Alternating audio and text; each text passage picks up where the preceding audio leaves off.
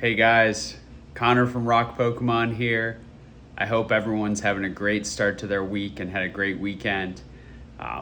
For today's Market Monday, wanted to say hey, show my face to y'all, and for today's topic, we're going to talk about why opening sealed product is not an investment strategy.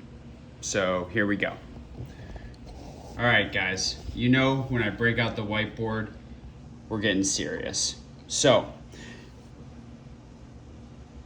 don't buy into this narrative that is being pumped by a lot of the social media influencers out there that buying vintage packs or modern packs and opening them is a good idea and a great way to make a lot of money, right? You're gonna open this pack, you're gonna get that card, you're gonna grade it, it's gonna be worth thousands of dollars, and you're gonna do so good, and it's gonna be the best investment ever and stonks to the moon.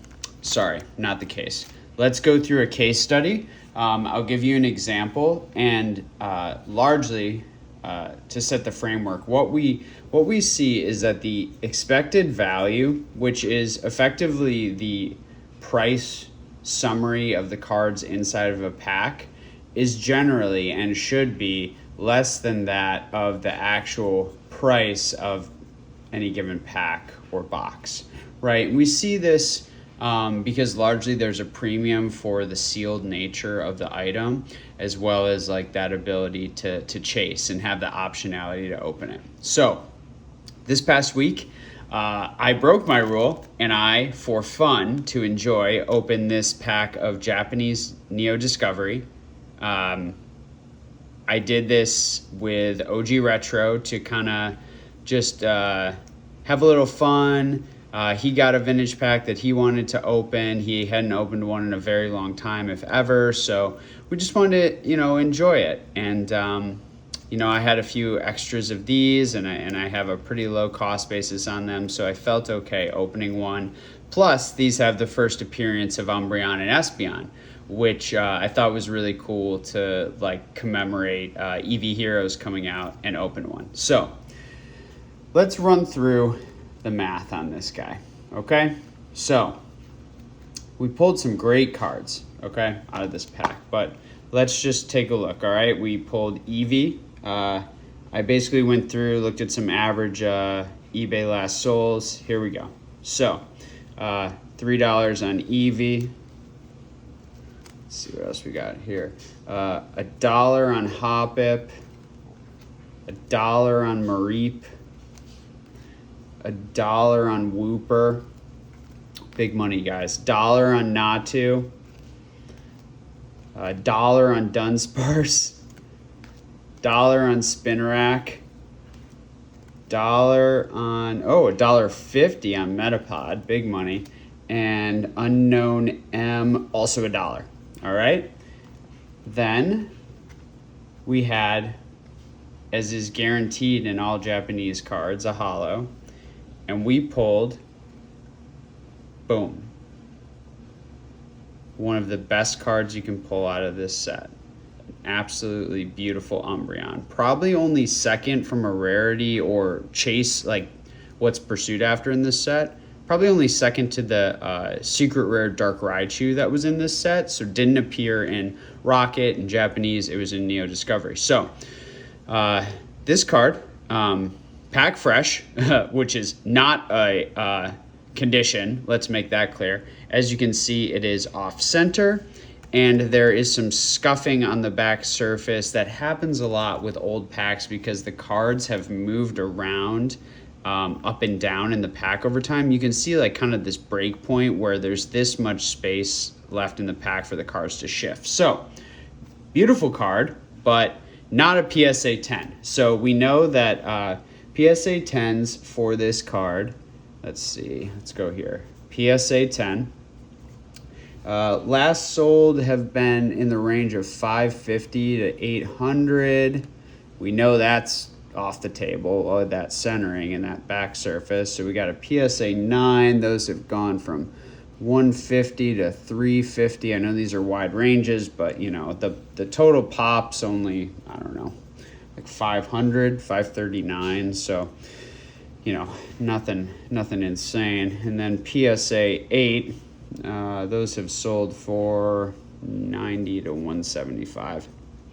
These are probably all outliers here. So when we think about it, right, we've got 3, 4, 5, 6, 7, 8, 9, 10, let's call it, 1150, right, in value, plus the Umbreon, which basically goes, I've seen them go for 30, 40, 60, and one randomly 175, which seems odd. So let's call it $50.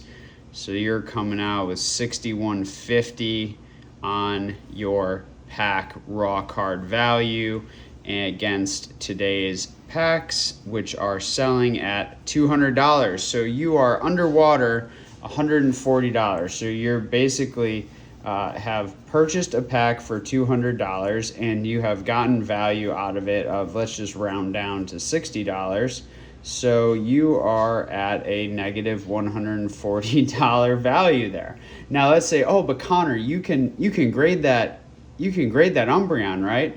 Okay, so grading's gonna cost me with my middleman, shout out to Kanto Shark, with subgrades, $27 at CGC. So if we think about it, basically, if we put in another 27 to what we already paid, 200 for, so now we're at 227, and we can basically get, what'd we say? Like, let's say maybe it comes back at 9 and we can get $150 for it. Sorry guys, we're still underwater. Okay, so look, why did I do this then, right? Well, I did it because I wanted to enjoy the Pokemon cards. I love this set. I thought it would be super fun. And if you guys go and watch the video of me opening that set, which you can find on OG Retro's IGTV page, and I'm going to get uploaded here to the YouTube page eventually, I freaked out because this is literally the card I wanted. And there's something about pulling this card myself instead of scouring eBay and local card shops for months to find a mint condition one to grade myself. Like, it's an enjoyable experience for me. It was something like that I will remember forever, and that I got to share with a great friend in the community, and I truly enjoyed it. But what people aren't telling you when they try to pump up these pack openings and telling you you're gonna stomp to the moon on the cards that are gonna come out, they don't talk to you about the time it's gonna take for you to send that to a grading company, if a grading company is even open, the money that you're gonna have to put in to grade that card, the possibility that you could buy a pack somewhere and it could be a fake, right? It could be fake cards. Condition could be subpar. As we saw, a quote-unquote pack fresh card is basically probably an 8.5 if I have to gauge it right. I could get lucky with a 9, but CGC is pretty tough. Not really important to me. I just want to encapsulate it forever because it'll, remind me of that moment.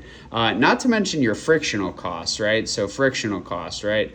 I missed an I there.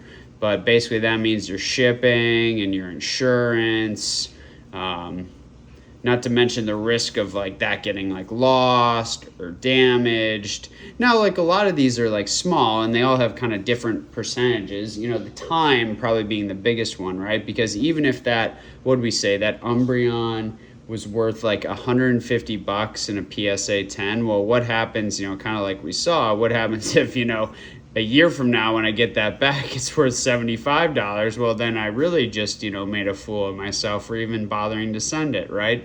Now, for me, I'm just going to enjoy it. I'm not selling that card. I don't really care. It's not about the money to me. It's about the experience and enjoying that card. But I just want you guys to understand this, right? Know that this is not investing, okay? This is not an investment strategy, okay? It is gambling. This is straight up dopamine hit gambling, okay? We have to understand that opening packs, whether it's vintage or modern, to chase cards to then grade and sell based on the prices of those packs and the underlying expected value, as we saw, the EV of the stuff inside of that pack, it is not mathematically intelligent to do that from an investment standpoint, okay?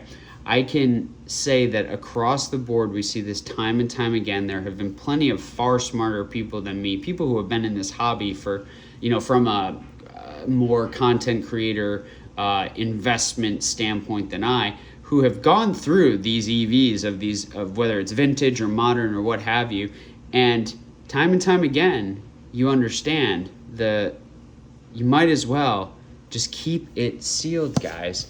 Keep it sealed. Keep it sealed. So I am always on team sealed, right? So let's put it up here, hashtag team sealed.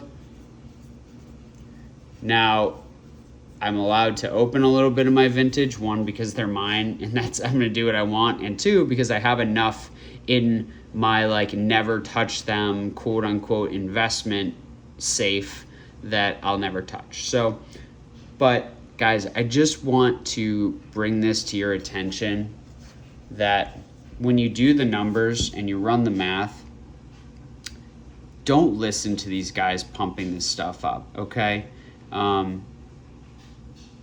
When it comes down to it, it's not a viable investment strategy. It's just gambling.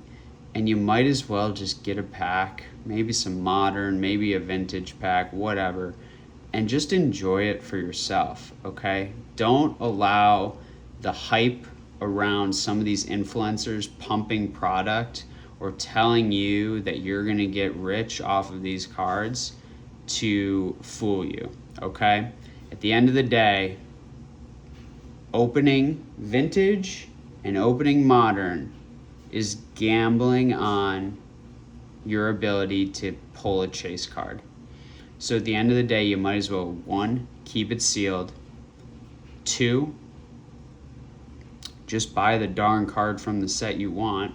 Or three, open it and know that, hey, this is a pure gamble and I better really want to enjoy this experience and love and enjoy this hobby and these cards if I'm going to choose to spend that money on this type of entertainment, right? So at the end of the day, opening packs is a form of entertainment and gambling and gives us that dopamine rush, right? It's exciting, it's fun, it's exhilarating.